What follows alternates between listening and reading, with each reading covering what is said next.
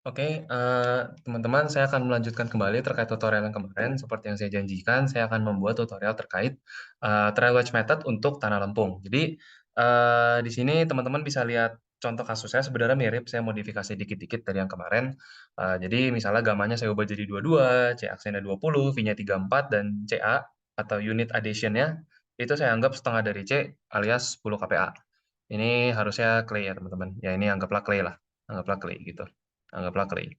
Nah, jadi sebelum kita masuk ke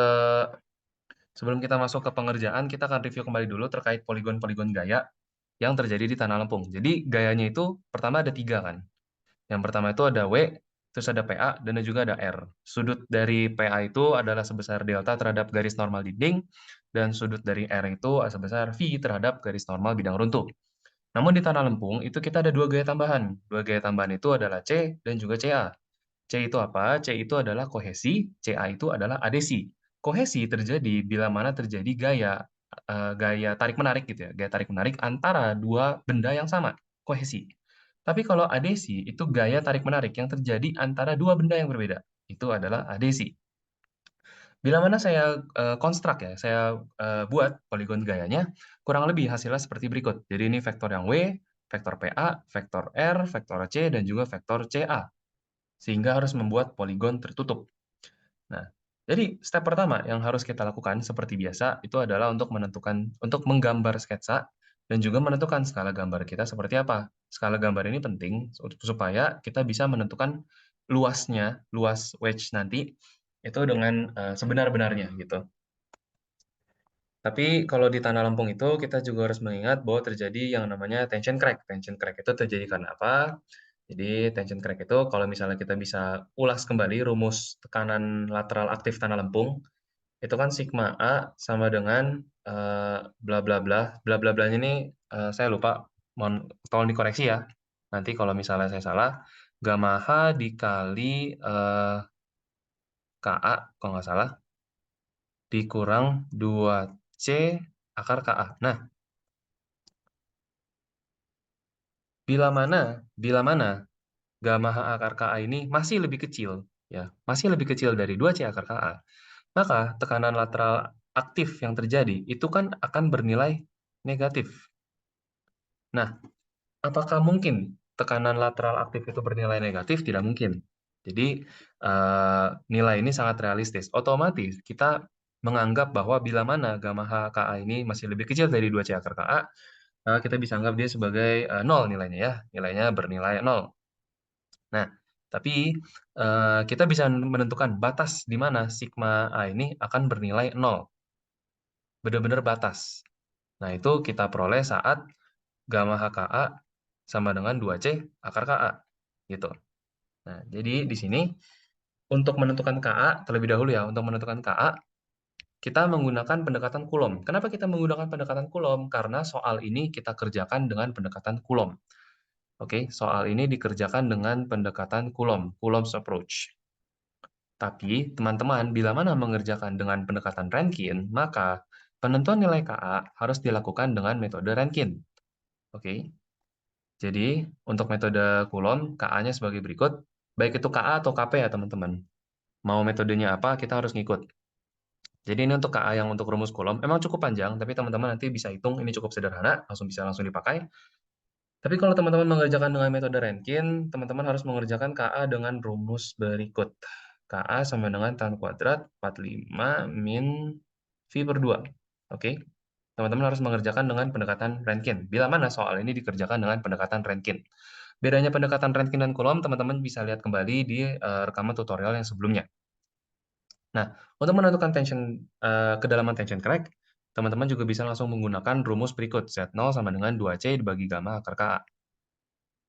Nah, saya telah melakukan perhitungan ya, saya telah melakukan perhitungan. Untuk definisi dari theta dan juga alfa, teman-teman bisa lihat di gambar di slide sebelumnya.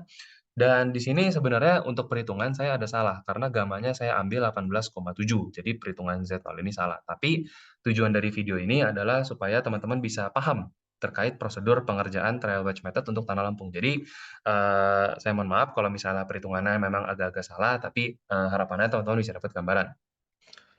Jadi untuk menentukan tension crack itu, setelah kita menentukan kedalamannya, kita plotkan seperti ini. Jadi diperoleh tension crack itu sedalam 3,63 gitu ya.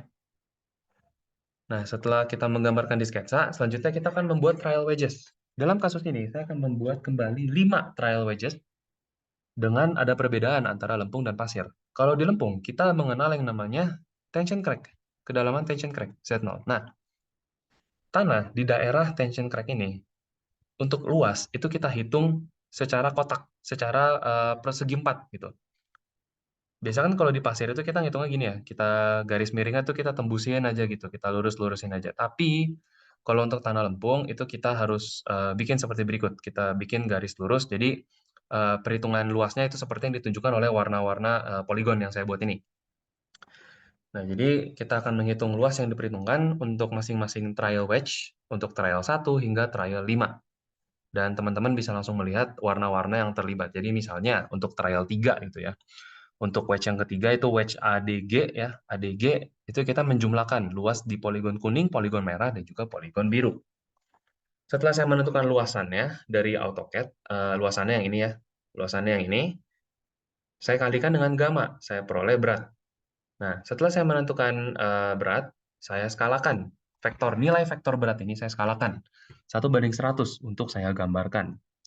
Namun teman-teman lagi-lagi jangan lupa, kalau gambar diskalakan, selalu ingat untuk konversi luas. Konversi luas ke skala asli dulu.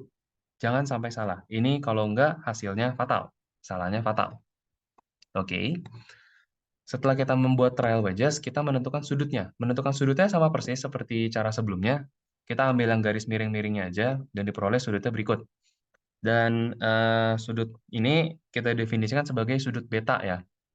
Jadi sudut beta ini adalah sudut terhadap garis tegak lurus dari kaki dinding.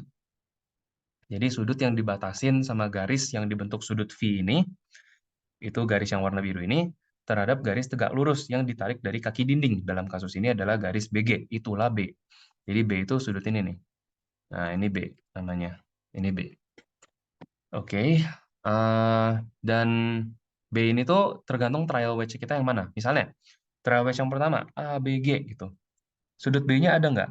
Nggak ada. Sudut B-nya makanya 0. Nah, hal ini juga saya izin koreksi terkait penjelasan saya di tutorial sebelumnya bahwa kenapa memang bagian yang tegak lurus ini kita kalau kita gambar poligon gaya ya yang kemarin tuh ini kan V ya. Kenapa kita kenain garis PA-nya itu di V gitu ya? Karena memang betanya tuh 0. Betanya tuh 0. Kalau betanya nggak 0 ya. Kalau betanya nggak 0 itu seperti pada wedges-wedges yang lainnya. Jadi kita bikin beta dulu, baru kita kenain PA gitu. Jadi eh, itu yang ingin saya koreksi gitu ya. Jadi untuk wedges yang pertama ini memang betanya 0. Betanya 0 gitu. Setelah kita menentukan sudut beta, selanjutnya itu adalah kita harus menentukan vektor adesi atau vektor CA. Nah, cara menentukan gaya dari vektor CA itu adalah dengan mengalihkan unit adhesion atau CA kecil dengan panjang dinding. Dinding yang mana? Dinding yang kontak dengan tanah. Ingat bahwa adesi itu ada selama tanah kontak dengan dinding. Berikut saya ilustrasikan ya.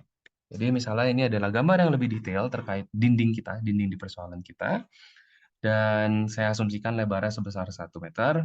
Dan vektor CA itu bekerja pada dinding seperti ini. Dinding yang kontak dengan tanah. Nah, bagaimana caranya saya menentukan panjang dinding? Itu trigonometri sederhana. Teman-teman bisa baca sendiri dari pengerjaan trigonometrinya.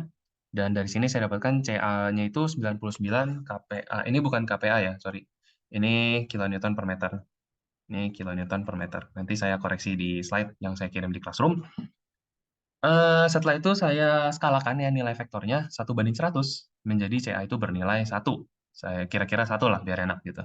Nah, ini adalah contoh contoh arah vektor bila mana dindingnya tuh seperti ini. Tapi kalau dindingnya tuh beda seperti dinding pada di tugas kalian, itu vektornya bisa seperti ini. Nah, gitu. Karena bagian yang berkontak dengan tanah itu kan daerah ini ya. Ini kontak tanah, ini kontak tanah, ini kontak tanah gitu kan. Tapi teman-teman pada saat membuat poligon gaya, teman-teman tidak usah menggambarkan ketiga panah ini, tidak usah. Jadi teman-teman itu bisa menggunakan yang namanya vektor resultan. Jadi kita kembali lagi ke materi SMA. di mana kita bisa menentukan vektor resultan dari ketiga vektor ini. Dan sudutnya itu bisa kita tentukan. Berapa sudutnya sih? Gitu. Nah, itu untuk teman-teman kerjakan. Itu untuk teman-teman nanti di tugas. Jadi, pada saat mengkonstruk poligon gaya, vektornya satu aja cukup. Vektor resultan dari ketiga vektor ini. Gitu.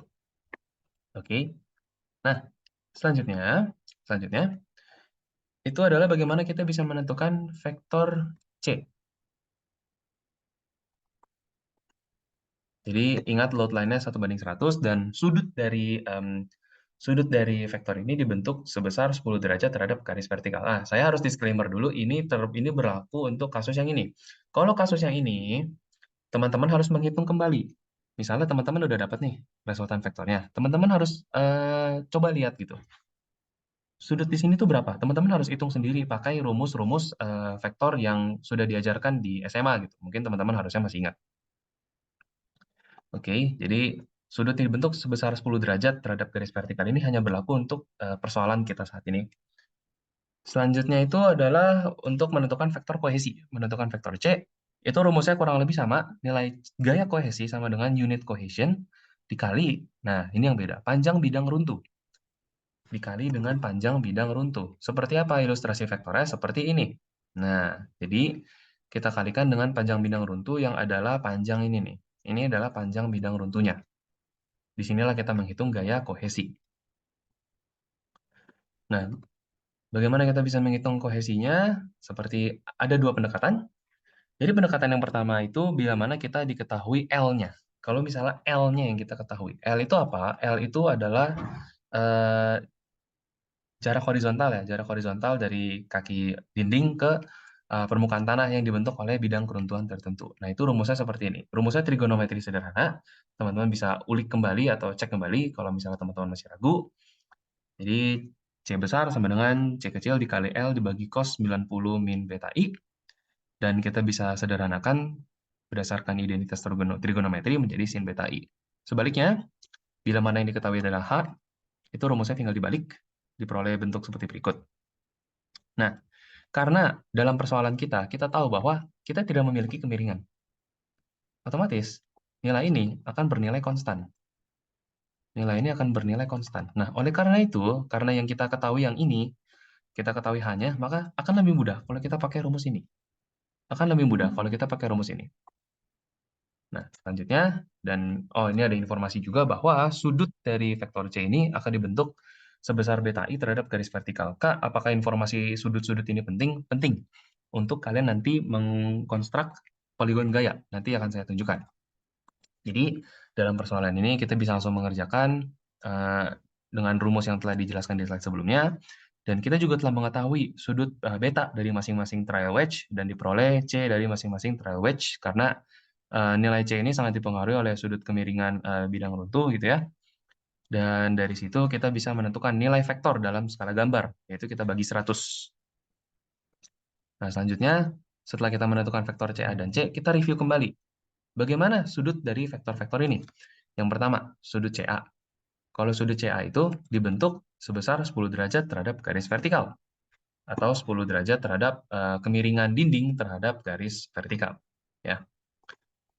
Untuk itu CA. Kalau C, sudut vektornya itu dibentuk sebesar beta I. Sudut vektor dibentuk sebesar beta I terhadap garis vertikal. Nah, dari sini kita bisa menggambarkan. Dari sini kita bisa menggambarkan poligon gaya untuk CA dan C seperti berikut. Jadi yang pertama kita akan gambarkan vektor CA dulu dengan sudut alfa atau alfa itu adalah kemiringan dinding terhadap garis vertikal. Lalu yang kedua itu adalah vektor C. Vektor C itu kita bisa gambar dengan sudut beta I sebesar garis vertikal. Sebagai contoh, berikut adalah poligon gaya CA dan C untuk trial wedge yang pertama, ini untuk trial wedge yang kedua, dan untuk trial wedge yang seterusnya. Jadi nilai dan vektor C ini sangat dipengaruhi oleh sudut kemiringan bidang runtuh atau beta I. Ya. Nah, setelah kita menentukan CA dan C, kita akan menentukan vektor R. Nah, untuk vektor R, kita harus tahu lagi sudut yang dibentuk itu seperti apa. Gitu. Nah, sudut yang dibentuk itu lagi-lagi sudutnya itu delta terhadap garis normal bidang runtuh dan kita akan buat garis bantu. Garis bantu ini tegak lurus ya. garis bantunya tegak lurus, dan berdasarkan penyederhanaan geometri ya, berdasarkan pengerjaan geometri, sudut ini kita tahu dia sebesar 90 min beta I. Nah, kita juga bisa menentukan sudut di sini itu sebesar 90 min beta I. Karena dia sudutnya bertolak belakang. Ya, karena sudutnya bertolak belakang. Oleh karena itu, karena ini bersifat tegak lurus, kita bisa menentukan sudut komplementarnya, yaitu beta I. Nah, jadi dengan demikian, kita bisa menentukan bahwa sudut dari vektor R itu dibentuk sebesar V, mohon maaf, V plus beta I terhadap garis horizontal. Ini penting. Dan apakah kita sudah tahu nilai dari vektor R itu? Kita nggak tahu. Kita tidak tahu nilai vektor R itu berapa. Tapi kita tahu bahwa vektor R itu pasti membentuk sudut tersebut. Jadi sudut yang dibentuk itu adalah sebagai berikut. Nah, kita gambar garis horizontal dulu, lalu kita tambahkan V, tambahkan beta I, dan kita gambar vektor R-nya. Karena lagi-lagi dia dibentuk dengan sudut sebesar V plus beta I terhadap garis horizontal. Sebagai contoh yang ada di sebelah kanan itu untuk trial wedge yang pertama. Dan untuk trial wedge yang setelahnya bagaimana? Seperti ini. Bentuknya kurang lebih seperti ini, poligon gayanya. Jadi kalau bisa saya rekap, ini adalah CA, ini C, dan ini adalah R-nya. Nah, next step, kita akan membuat vektor dari W, atau berat dari trial wedges ya. Beratnya itu sebenarnya cukup straightforward, dan kita bisa lakukan dengan cara yang sama, seperti yang saya jelaskan di tutorial sebelumnya. Jadi ini nilai-nilai vektor yang diskalakan yang telah kita dapat sebelumnya ya, berat dari trial wedge-nya. Dan langsung kita gambar saja, seperti berikut. Oke? Nah, setelah kita gambarkan, kita akan menentukan komponen yang terakhir itu adalah menentukan vektor PA. Nah, vektor PA itu, berdasarkan ilustrasi yang sebelah kiri, itu dibentuk dengan sudut sebesar beta aksen terhadap garis horizontal. Tapi pertanyaannya adalah beta aksen itu berapa? Nah, beta aksen itu bisa kita cari secara geometri ya, seperti yang saya sudah jelaskan di tutorial sebelumnya, bahwa misalnya ini ada alfa, dan kali ini alfanya beda definisi ya. Alfanya itu adalah sudut kemiringan dinding terhadap garis horizontal, dan kita anggap betanya di sini, dan kita akan konstruk alfa lagi di bagian atas ini karena garis ini sejajar gitu ya. Jadi sudutnya ini sepihak gitu. Dan jangan lupa juga bahwa karena vektor PA ini dibentuk oleh sudut sebesar delta terhadap garis normal dari dinding ya, maka sudut yang ini totalnya 90 derajat. Nah, otomatis kita bisa membuat suatu statement bahwa alfa plus beta dikurang delta sama dengan 90 derajat. Saya annotate ya. Ini alfa ditambah beta dikurang delta, yaitu ini, beta dikurang delta, sama dengan 90 derajat. Nah, oleh karena itu, otomatis, beta aksen sama dengan 90 minus alfa ditambah delta aksen. Alias, ini berarti kan kemiringan sudut terhadap garis vertikal ya, sudut terhadap garis vertikal. Jadi, beta aksen itu 90 min alfa, atau 90 sama atau beta aksen sama dengan kemiringan dinding terhadap garis vertikal ditambah sama delta aksen. Dalam persoalan yang sedang kita hadapi ya, beta itu sebesar 24. Karena alfa ini kasusnya 80, delta ini 14. Jadi beta aksennya 24. Gitu. Nah, setelah kita menentukan vektor PA, ilustrasinya seperti apa? Jadi yang pertama kita gambar dulu garis sejajar ya, sebesar 90 min alfa plus delta. Dan didapatkan PA gitu ya. Kita gambar garis sejajar yang warna merah putus-putus ini. Dan oleh karena itu poligon kita tertutup. Nah, oke. Ini adalah hasil hasil pengerjaan poligon gaya yang telah saya lakukan untuk masing-masing trial wedge, tapi ada beberapa catatan. Catatan yang pertama itu adalah tidak semuanya bisa dikontrak, tidak semuanya bisa kita buat poligon gaya yang tertutup gitu. Mungkin karena saya juga salah mendefinisikan soal gitu ya. Kayak kasusnya kalau yang ini mungkin V-nya terlalu besar. Sebagai contoh, misalnya untuk trial wedge yang pertama itu seperti ini. Jadi ini misalnya C C CA-nya, ini C-nya lurus ya. Dan ini R1-nya, tapi beratnya W-nya ya. W-nya itu hanya sampai sini. Sehingga bila mana saya mau mengkonstruk PA ya, vektor PA itu seperti ini gitu. Dan harusnya kan PA itu dibentuk sudutnya sebesar ini ya, sebesar beta aksen. Tapi ini sudutnya tidak membentuk beta aksen. Nah, ini mungkin kesalahan saya gitu ya dalam membuat soal. Jadi untuk wedges yang ke-1 dan wedges yang kelima ya, saya tidak bisa. Kalau wedges yang kelima mungkin memang tidak bisa dibuat. Jadi kalau kalian bikin 5 wedges dan wedges yang terakhir itu nempel sama kemiringan V ya. Jadi yang kayak misalnya ini dinding, terus ini kan dibatasin V gitu. Nah, kalau teman-teman ngambil bahwa ini wedges kelima gitu ya, jadi kayak wedgesnya full gitu, eh less likely teman-teman bisa mendapatkan garis PA-nya ya, karena ini kan sejajar. Garis R sama garis W-nya ini sejajar. Jadi kayak agak susah sih kalau misalnya mau dapat PA gitu ya. Jadi yang bisa teman-teman pakai ini yang 4 ini aja. Tapi kenyataannya yang di R1 ini kayaknya saya V-nya kebesaran. Jadi ini nggak bisa saya bikin garis-garis merah seperti ini gitu. Garis merah yang sejajar ini tidak bisa saya bikin. Oke, tapi semoga di tugas nanti tidak terjadi masalah seperti ini. Harusnya aman-aman aja. Oke, jadi ceritanya kita udah menentukan vektor PA dan pertanyaan itu adalah bagaimana Kuhlman line-nya? Bagaimana vektor PA maksimum gitu ya? Bagaimana vektor PA maksimum? Nah, vektor PA maksimum itu bisa kita tentukan dengan membuat Kuhlman line. Kuhlman line ini yang hijau tua, teman-teman. Yang hijau tua di sebelah sini, ini adalah Kuhlman line nih, yang Kuhlman line, seret gitu. Itu adalah Kuhlman line, lalu saya tarik garis sejajar. Garis sejajar garis W sedemikian rupa sehingga kita bisa tahu garis yang maksimum nilainya, garis yang warna saya ganti warna, yang warna pink ini itu maksimumnya berapa gitu kan. Nah, dalam kasus ini saya sudah menemukan bahwa garis pink ini bernilai 0,91 sehingga diperoleh PA maksimum itu sebesar 91 kilonewton per meter gitu ya. Kak, apakah nilai PA ini reasonable, reliable? Ya, saya juga kurang tahu gitu ya. Tapi yang pasti nilai tekanan aktif di tanah lempung biasanya memang lebih kecil dari tanah pasir. Kenapa? Karena ada komponen 2C akar KA tadi. Ingat bahwa rumus tekanan aktif itu apa? Sigma A sama dengan gamma HKA dikurang 2C akar KA, ya kan? Jadi, bisa dibilang bahwa tekanan aktif di tanah lempung itu pasti akan lebih kecil. Kenapa? Karena ada pengurangnya. Karena ada pengurangnya. Nah, karena ada pengurangnya, maka nilainya itu tidak akan sebesar yang biasanya, gitu. Oke?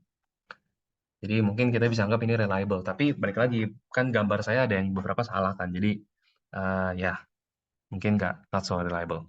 Tapi oke, it's okay. Oke, setelah kita menentukan PA maksimum, bagaimana caranya sekarang kita menentukan sudut bidang runtuhnya gitu kan? Nah, sudut bintang runtuh ini bisa kita tentukan dengan pendekatan yang cukup sederhana, yaitu caranya adalah kita menentukan berapa sih nilai berat wedges pada saat kondisi runtuh. Caranya gimana? Jadi, anggaplah saya di sini saya sudah punya garis ungu yang menandakan pH maksimum. Itu tinggal saya tarik aja ke atas.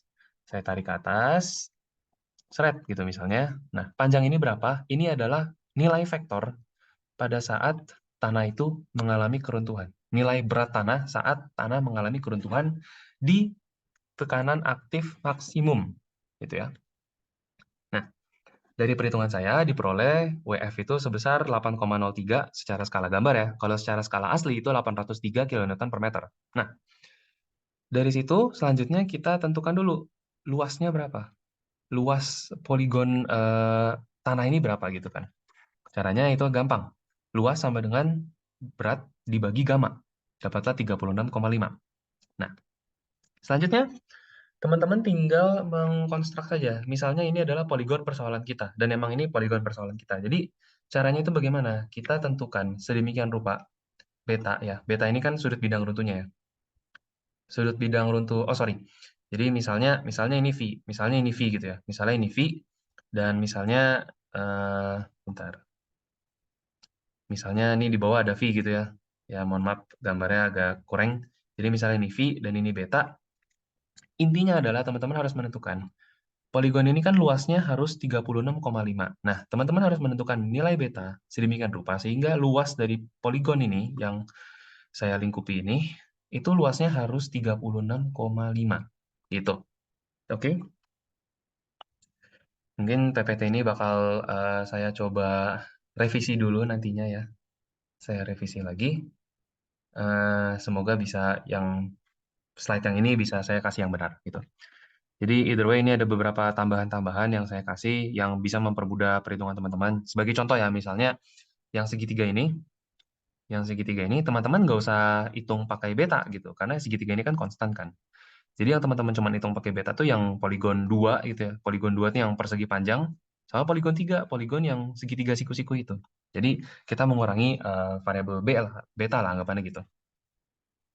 Oke? Nah, tentukan luas beta sehingga luas poligon sebesar 36,5. Oke, teman-teman terima kasih sudah menyimak dan sudah memperhatikan. Semoga teman-teman bisa mengerjakan tugas Pak Hasbi dengan baik dan bisa hasilnya bagus. Mohon maaf kalau misalnya ada salah kata dan selamat mengerjakan.